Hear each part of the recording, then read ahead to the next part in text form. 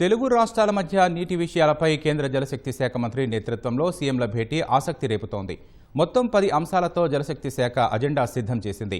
అందులో ఏపీ ప్రభుత్వం ఏకైక అజెండాగా ప్రతిపాదించిన పోలవరం బనకచెర్ల అంశమే మొదటి వరుసలో ఉండగా, ఆ తర్వాత తెలంగాణ ప్రభుత్వం కోరుతున్న 9 అంశాలు ఉన్నాయి.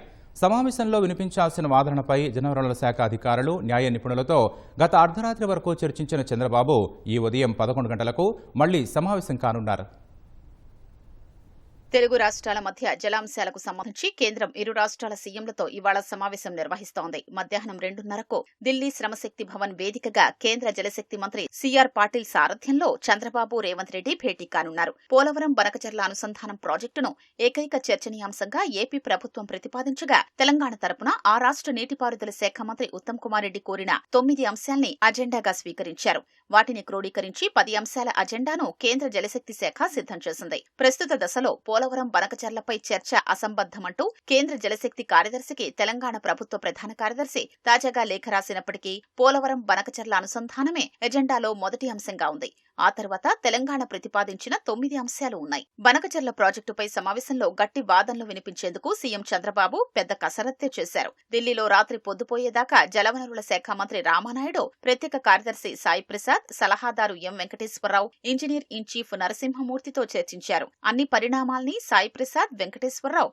సీఎంకు వివరించారు. బనకచెర్లకు వ్యతిరేకంగా తెలంగాణ ప్రభుత్వ ప్రధాన కార్యదర్శి రాసిన లేఖలోని అంశాలు, ఇతర ప్రతిపాదిత అంశాల్ని సీఎంకు అధికారులు వివరించారు. ఈ సందర్భంగా గతంలో చోటు చేసుకున్న పరిణామాల్ని చంద్రబాబు ఆరా తీశారు. 2019కి ముందు కేంద్ర జలశక్తి మంత్రిగా ఉమాభారతి ఉన్న సమయంలో నిర్వహించిన మొదటి ఎపెక్స్ కౌన్సిల్ సమావేశంలోని నోట్స్, జగన్ హయాంలో జరిగిన రెండో ఎపెక్స్ కౌన్సిల్ సమావేశం నిర్ణయాలకు సంబంధించిన నోట్స్ అడిగి తీసుకున్నారు. Godavari board, Polavaram project authority, కేంద్ర అటవీ పర్యావరణ మంత్రిత్వ శాఖకు చెందిన నిపుణుల కమిటీ అభిప్రాయాలు, కేంద్ర జలసంఘం అభ్యంతరాల నేపథ్యంలో బనకచెర్లపై చర్చ అసంబద్ధమని తెలంగాణ వాదిస్తోంది. అయితే బనకచెర్ల ద్వారా సముద్రంలోకి వృధాగా పోయే వరద జలాల్నే తీసుకుంటామని, దానివల్ల తెలంగాణకు ఎలాంటి నష్టం లేదని ఏపీ ప్రభుత్వం తేల్చి చెప్తోంది. సీఎంల సమావేశంలో అజెండాలో తెలంగాణ తరపున శ్రీశైలం జలాశయంలో వివిధ స్థాయిల ఎత్తు నుంచి నీటిని ఇతర బేసిన్లకు మళ్లించకుండా ఆపడం, కృష్ణా ట్రైబ్యునల్ 2 వద్ద తెలంగాణ వాదనలకు, ఉమ్మడి రాష్ట్రంలో ప్రారంభించిన తెలంగాణ ప్రాంతంలోని ప్రాజెక్టులకు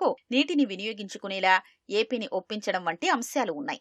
తుంగభద్ర జలాల మళ్లింపు, రాయలసీమ ఎత్తిపోతల పథకం పనుల విషయంలో జాతీయ హరిత ట్రైబ్యునల్ ఉత్తర్వులకు కట్టుబడి ఉండేలా ఏపీని ఒప్పించడం, శ్రీశైలం కుడిగట్టు కాలువ ప్రవాహ సామర్థ్యాన్ని పెంచకుండా చూడడం, శ్రీశైలం నుంచి నీటిని మళ్లిస్తున్న హంద్రినీవా, ముచ్చుమర్రి, వెలిగొండ, గురు రాఘవేంద్ర పథకాల నిర్మాణం, విస్తరణలు వద్దని తెలంగాణ ప్రతిపాదించింది.